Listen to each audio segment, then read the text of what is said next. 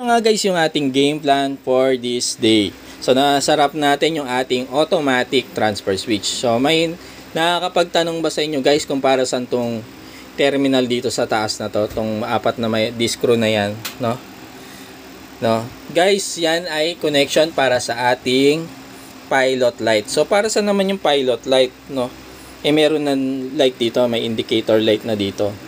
So same lang yung function nitong pilot light na kinakabit dito sa taas at yung indicator light dito. Pero kasi guys, minsan sa sobrang layo na nyo ng distance dun sa inyong automatic transfer switch, hindi nyo na mapapansin tong ilaw na pula na to, no? Kasi masyado siyang maliit. Lalo na kung madilim, medyo nagbe-blurred pa yung paningin nyo.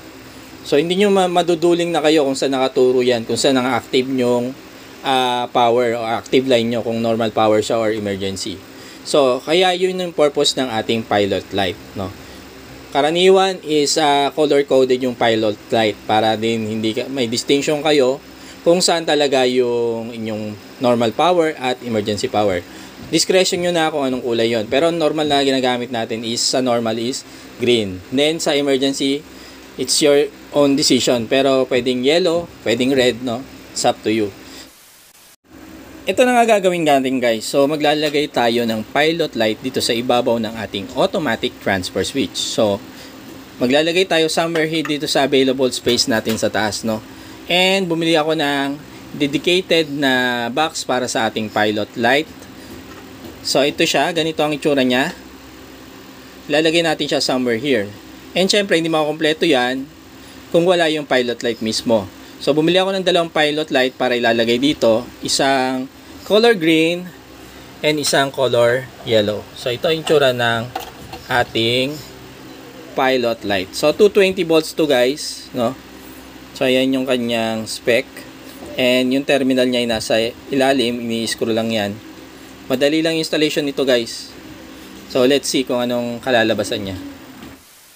At ito na nga guys yung finished product ng ating installation ng ating pilot light na nilalagay natin dito sa ating automatic transfer switch. So madali lang guys yung wiring niyan, so hindi na natin kailangan explain, no?